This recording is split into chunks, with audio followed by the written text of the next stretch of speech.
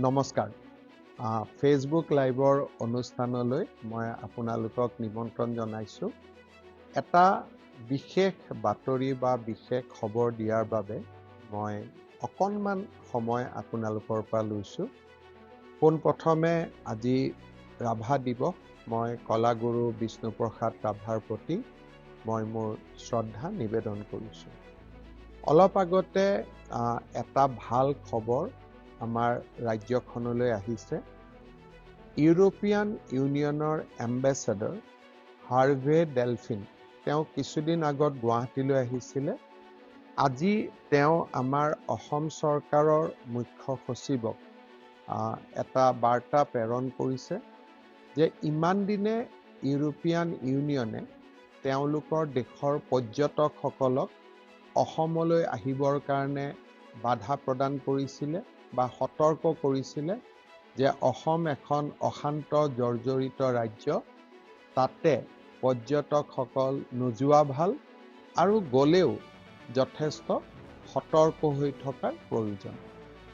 আজি ৰাতিপুৱা আমাৰ মুখ্য সচিবক ইউৰোপিয়ান ইউনিয়নৰ ভাৰতত থকা এম্বেছাডৰ গৰাকীয়ে জনাইছে যে অসমৰ পৰিৱেশ আৰু পৰিস্থিতি পৰ্যালোচনা কৰাৰ পিছত তেখেতসকলে অসম ভ্ৰমণৰ ক্ষেত্ৰত তেওঁলোকৰ দেশৰ নাগৰিকসকলৰ ওপৰত থকা প্ৰতিবন্ধকতা বা ৰেষ্ট্ৰিকশ্যন বা সীমাবদ্ধতা যোৱাকালিৰ পৰা আনুষ্ঠানিকভাৱে প্ৰত্যাহাৰ কৰিছে।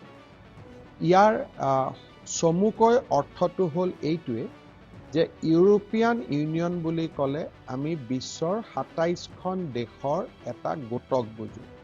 Austria, Belgium, Bulgaria, Croatia, Cyprus, চেক Republic, Denmark, Estonia, Finland, France, Germany, Greece, Hungary, Ireland, Italy, Latvia, Lithuania, Luxembourg, Malta, Netherlands, Poland, Portugal, Romania, Slovakia, Slovenia, Spain and Sweden. অৰ্থাৎ এতিয়াৰ পৰা এই ২৭খন ৰাজ্যৰ নাগৰিক তেওঁলোকৰ ওপৰত যি প্ৰতিবন্ধকতা আছিল বা সতৰ্কবাণী আছিল বা সীমাবদ্ধতা আছিল, তাক যোৱাকালিৰ পৰা প্ৰত্যাহাৰ কৰা হৈছিল। অৱশ্যে অশান্ত অঞ্চল আইন এতিয়াও প্ৰযোজ্য হৈ থকা বা আপছা, য'ত arm force special power act এতিয়াও প্ৰযোজ্য হৈ আছে, চৰাইদেউ, ডিব্ৰুগড় আৰু তিনিচুকীয়াৰ ক্ষেত্ৰত এই প্ৰতিবন্ধকতা তেওঁলোকে এতিয়াও প্ৰত্যাহাৰ কৰা নাই, যিহেতু তাত arm force special power act এতিয়াও আছে। অৰ্থাৎ চমুকৈ আপোনালোকে জানে যে এডভান্টেজ অসম 0.2ৰ সময়ত আমি আৰম্ভ কৰিছিলোঁ যে ৰাষ্ট্ৰসমূহৰ দূতাবাসসমূহৰ লগত আমি যোগাযোগ কৰিছিলোঁ যে এতিয়া অসম এখন শান্তিপূৰ্ণ দেশ, অসমৰ পৰিৱেশ খুব ভাল, আপোনালোকে পৰ্যটকসকলক এতিয়া আমাৰ ৰাজ্যলৈ আহিবলৈ বাধা নিদিব। সেই সময়তে আমাৰ অনুৰোধ ৰক্ষা কৰি অষ্ট্ৰেলিয়া আৰু জাপানে অসম ভ্ৰমণৰ ওপৰত থকা প্ৰতিবন্ধকতা বা সীমাবদ্ধতা প্ৰত্যাহাৰ কৰিছিল। কিন্তু ইউৰোপিয়ান ইউনিয়নে এই প্ৰতিবন্ধকতা প্ৰত্যাহাৰ নকৰাৰ বাবে সমগ্ৰ ইউৰোপৰ টুৰিষ্ট বা পৰ্যটকসকল অসমলৈ আহিব পৰা নাছিল। বহুদিনৰ প্ৰচেষ্টাৰ মূৰত আমি আৰু এটা সফলতা লাভ কৰিলোঁ যে এতিয়া ইউৰোপিয়ান ইউনিয়নৰ অৰ্থাৎ ইউৰোপৰ ২৭খন ৰাষ্ট্ৰৰ নাগৰিকসকল অসমলৈ পৰ্যটনৰ বাবে আহিব পাৰিব। অসমত তেওঁলোক আহিব পাৰিব, থাকিব পাৰিব। কাজিৰঙা, মানস, শিৱসাগৰ, যোৰহাট, কোকৰাঝাৰ, বৰাক উপত্যকাত সকলোতে তেওঁলোকে, তেজপুৰ, লখিমপুৰ, সকলোতে, ধেমাজি, সকলোতে তেওঁলোক যাব পাৰিব। আমাৰ বাবে ই এটা আনন্দৰ দিন, কাৰণ বিদেশী ৰাষ্ট্ৰই যেতিয়া এখন ৰাজ্যক অশান্তি জৰ্জৰিত বুলি কয়, সেই ৰাজ্যখনত ইনভেষ্টমেণ্ট নাহে, টুৰিষ্ট নাহে, ক'ব নোৱাৰাকৈ আৰ্থিকভাৱে আমাৰ বহুত ক্ষতি হয়। কিন্তু আজি ইউৰোপিয়ান ইউনিয়নে এই প্ৰতিবন্ধকতা দূৰ কৰাৰ লগে লগে এটা আনুষ্ঠানিকভাৱে আমি এখন চাৰ্টিফিকেট পালো, যিটো আমি নিজেও জানো, তাক কিন্তু নিজে জনা কথা বেলেগে ক'লে আৰু ভাল লাগে যে অসম এতিয়া অশান্তি জৰ্জৰিত অঞ্চল নহয়, আৰু আমাৰ দেশৰ নাগৰিকবিলাক এতিয়া অসমলৈ যাব পাৰে, ফুৰিব পাৰে, তেওঁলোক অসমত থাকিব পাৰে। এই সিদ্ধান্তটোৰ ফলত আমাৰ লাভ কি হ'ব? মই ফেচবুকত অহাৰ মূল উদ্দেশ্য এইটোৱে যে এই সিদ্ধান্তটোৰ ফলত অসমত টুৰিজিম বা টুৰিষ্ট ইনফ্লো খুব বাঢ়িব, আৰু টুৰিষ্ট ইনফ্লো যেতিয়া বাঢ়িব, টুৰিষ্টসকলক অসমত থাকিবৰ বাবে আমি আতিথ্য দিবৰ কাৰণে বহুত ব্যৱস্থাও ল'ব লাগিব। নো ডাউট অসমত বহুত 5 ষ্টাৰ আহিছে, অসমত নতুন হোটেল আহিছে, কিন্তু ইউৰোপৰ টুৰিষ্টসকলে 5 ষ্টাৰত থাকিব নোখোজে, কাৰণ তেওঁলোকে নিজৰ দেশত যথেষ্ট 5 ষ্টাৰ দেখিছে বা তেওঁলোকৰ জীৱন ধাৰণৰ লগত ডাঙৰ ডাঙৰ হোটেলবিলাক জড়িত হৈ আছে। তেওঁলোকে অসমৰ দৰে অঞ্চললৈ আহিব খোজে প্ৰকৃতিৰ লগত নিবিড় সম্পৰ্ক স্থাপন কৰাৰ বাবে, অৰ্থাৎ এটা প্ৰাকৃতিক পৰিৱেশত ব্যস্ততাপূৰ্ণ জীৱনৰ পৰা তেওঁলোকে 15 দিন প্ৰকৃতিৰ লগত থকাৰ সম্ভাৱনা বিচাৰি অসমত তেওঁলোক আহিব বিচাৰে বা অসমৰ দৰে প্ৰদেশত তেওঁলোক আহে।